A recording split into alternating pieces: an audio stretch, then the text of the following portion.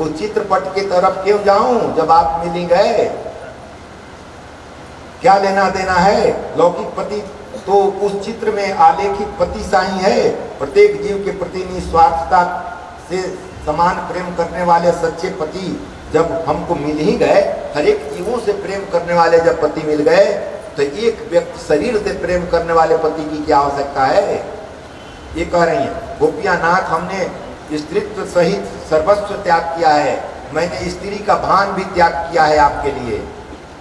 मैं पूर्व जन्म में ऋषि महर्षि थे और बड़ी तपस्या किए थे, तब वो एक झांकी नहीं मिली थी। मैं स्त्री का भी रूप धारण किया, लेकिन स्त्रीत्व तो नहीं रह गया है। मेरी आत्मा है, परमात्मा से मिलने की व्याकुल है। स्त्री या पुरुष का ये मिलन नहीं था, शास्त्र पहले ही कह चुका है, आत्मा परमात्मा का ये मिलन था। हरे राम राम राम हरे हरे, हरे राम राम राम हरे हरे, हरे कृष्णा कृष्ण कृष्ण हरे हरे, हरे कृष्णा कृष्ण कृष्ण हरे हरे, हरे राम राम राम हरे हरे, हरे राम राम राम हरे हरे, हरे कृष्णा कृष्ण कृष्ण हरे हरे, हरे कृष्णा कृष्ण कृष्ण हरे हरे, हरे राम राम राम हरे हरे, हरे राम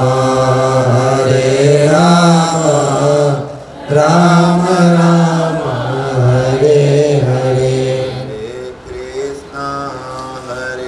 कृष्णा कृष्ण कृष्ण हरे हरे, हरे कृष्णा कृष्ण कृष्ण हरे हरे, जय गुरु जय मान जय हनुमान, संकट मोचन कृपा निधान। जय गुरु जय मां जय हनुमान, संकट मोचन कृपा निधान। जय गुरु जय मां जय हनुमान, संकट मोचन कृपा निधान। जय गुरु जय मां जय हनुमान, संकट मोचन कृपा निधान। मैंने ब्रह्मा जी की कहानी कही। ब्रह्मा जी क्षमा मांग रहे हैं, प्रभु मुझसे गलती हो गई, मैं आपको पहचान नहीं सका, क्षमा कर दीजिए। ब्रह्मा जी ने प्रभु से क्षमा प्रार्थना की। गर्भ में रही संतान का प्रहार माता को क्रोधित नहीं करता। ब्रह्मा जी कहते हैं कि गर्भ में, माता के गर्भ में बालक होता है और बालक मारता है अंदर ही अंदर लात से माँ को, लेकिन उनके मारने से भी माता को कोई प्रभाव नहीं पड़ता, वो क्षमा कर देती हैं उस शिशु को। प्रभु, माता को तो क्रोध की अपेक्षा आनंद ही आता है। उस समय गर्भ में बालक जो दौड़ता है, चलता है, मारता है, उससे माता को आनंद आती है, क्रोध नहीं होता। इसी भांति मेरे अपराध को क्षमा कीजिए प्रभु, इसी भांति मेरे अपराध को भी क्षमा कीजिए, क्योंकि आप ही से तो मैं उत्पन्न हुआ हूँ, क्योंकि नारायण के नाभि कमल से ही ब्रह्मा की उत्पत्ति हुई है। इसलिए कहते हैं माता जैसे बालक के सारे प्रहारों को आनंद के रूप में लेती है, उसी तरह मेरी भी क्षमा कर दें प्रभु। भक्ति के बिना मात्र ज्ञान प्राप्त करने का प्रयत्न तो छल कि छाल कोखली में रख कर कूटने जैसा ही। कहते हैं कि भक्ति के बिना, भक्ति अगर नहीं है और ज्ञान प्राप्त है तो कैसा ज्ञान है?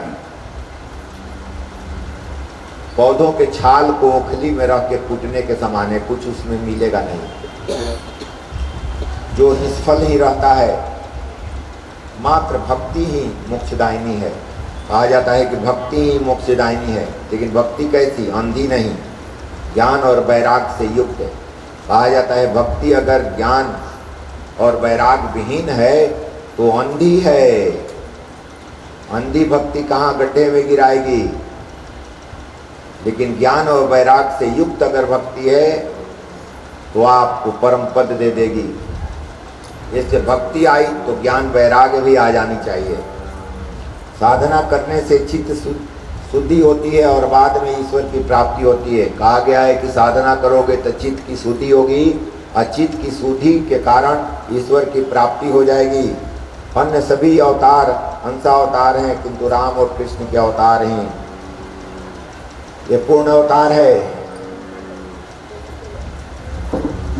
ये वन में फल सड़ जाए फिर भी किसी को न दे, वही धेनुकासुर है। ये सब जो उनकी लीला है प्रभु की, वो सब बताई गई है। ये सारे कार्य कहने का मतलब है कि प्रभु ने बचपन में ही, रहस्य क्या है, प्रभु ने 11 वर्ष की अवस्था में ही सारे राक्षसों का वध कर दिया। 11 वर्ष वो गोकुल में रहे हैं वृंदावन में, और 11 वर्ष की अवस्था में जितने राक्षस गए गोकुल अब वृंदावन में सब मारे गए। यानी कि शरीर के अंदर, गोकुल मतलब शरीर के अंदर, इंद्रियां जहाँ रहती है उसके समूह में, यानी कि अंतःकरण में जितने राक्षस आते हैं 11 वर्ष की अवस्था तक उसका वध कर दो। यानी कि 5 कर्मेंद्रिय, 5 ज्ञानेंद्रिय और मन को बस में रखो और सारे राक्षस बस मर जाएंगे। जब सारे राक्षस बन जाएंगे ना तब मथुरा में जाना, अभी नहीं। तो 11 वर्ष की अवस्था तक ही ये काम लीला किए हैं। गोकुल का जीव ईश्वर के मिलन के लिए पहले तो उतना आती है, मिलन के लिए वो जो राक्षस जाती हैं, तो मिलन के लिए वो उन्होंने रत्नावली है ना, राजा बलि की लड़की का नाम है रत्नावली। वो कहते हैं कि पुतना, उसकी इच्छा हुई थी कि हमारा ये पुत्र बनता, कि बामन जो है बड़ी तेज है, इसका चेहरा चमक रहा है, तो ऐसा ही मेरा पुत्र होता। तो पुत्र वाला भी काम कर दिए, और जब उनका दान सब ले लिए तो उसको क्रोध आया कि पिताजी को ठग लिया, सब कुछ ले लिया है, इसलिए अब मारने की भावना आ गई। तो कहते हैं कि ठीक है, मारना भी तुम भी, तो पुत्र भी बन जा रहे हैं, माँ के जैसा आनंद। कहा जाता है वासना का क्षय हुआ, जैसे ही वासना का क्षय होगा तैसे ही जीव ईश्वर से मिलने के योग्य हो जाएगा। जैसे वासना नाश होगा वैसे ही जीव ईश्वर के मिलने के योग्य हो जाता है। तो कृष्ण की मधुर मुरली की मधुर जिमातान सुन सकेगा। यानी कि जैसे ही वासना खत्म होगी वैसे ही मिलने के योग्य हो जाएगा। जब मिलने के योग्य होगा तो अंदर अंदर ही आवाज़ सुनाई देने लगेगी। बांसुरी की आवाज़ मतलब शरीर के अंदर की आवाज़ है, यह बाहर की आवाज़ नहीं है। बाहर की आवाज़ नहीं है, शरीर के अंदर की आवाज़ है। साधक लोगों को पता होगा या कभी कभी सुनने को मिलता होगा। तो ये अंदर अंदर ही आवाज़ आती है, बड़ी सुरीली आवाज़ है। उस आवाज़ में ही समाधि लगती है, उस आवाज़ को सुनकर ही एकाग्रता बढ़ जाती है। यमुना के किनारे कदम के पेड़ पर प्रभु बैठ गए हैं और सभी लोगों के, गोपियों के वस्त्र उन्होंने उठाकर कदम के पेड़ में बांध दिया। ये कदम क्या है? आप कदम ऋषि का नाम सुने होंगे, पहले उसकी चर्चा हुई है। कदम ऋषि और देवहूति। कदम ऋषि जो काम का दमन किया है, जो काम को वशीभूत किया है, जो जितेंद्रिय है, वही कदम के पेड़ में बांध दिए जाते हैं वस्त्र। समाधि भाषा है, काम पर विजय लीला है, ये इंद्रियों पर विजय लीला है। यानी कि स्त्री पुरुष का जब तक भान होगा तब तक काम का दहन नहीं हो सकता। स्त्री पुरुष का जब तक भान होगा तब तक काम का दहन नहीं होगा। इसलिए प्रभु कहते हैं कि नंगे ही आया, मेरे पास नंगा ही आ, यानी कि स्त्री पुरुष का भान समाप्त करके आ। न मैं स्त्री हूँ न पुरुष हूँ, आत्मा हूँ। स्त्री हूँ न पुरुष हूँ, आत्मा हूँ। चीर वस्त्र जो है यही तो आवरण है, वस्त्र जो है यही आवरण है। इस आवरण को समाप्त कर और मेरे पास आत्मा। साधकों के लिए भी ये बहुत उत्तम क्रिया है। जब भी कुछ भी दिखाई दे तो समझो कि इसके अंदर भी आत्मा, मेरे अंदर भी आत्मा है। आत्मा के कारण ये इसकी सारी एक्टिविटी है और मेरे अंदर भी आत्मा के कारण एक्टिविटी है। तो मुख्य जड़ जो है आत्मा है। तो ऐसे ऐसे अभ्यास करने के बाद ये सारे खत्म हो जाते हैं। मैंने कल बताया था कि नर्मदा के तट पर साधना होती है। नर्मदा के तट पर साधना जल्दी हो जाती है। नर्मदा का मतलब होता है नर नर्मदा। नर नर्मदा के तट पर साधना होती है। चित्रकूट की घाट पर भई संतन जी भी। वो स्वामी जी जब प्रभु राम को पहचान नहीं पा रहे हैं तो हनुमान जी कहते हैं चित्रकूट की घाट पर भई संतन जी भी, तुलसीदास चंदन जी से तिलक ले। चित्रकूट, ये चित्रकूट की बात नहीं है।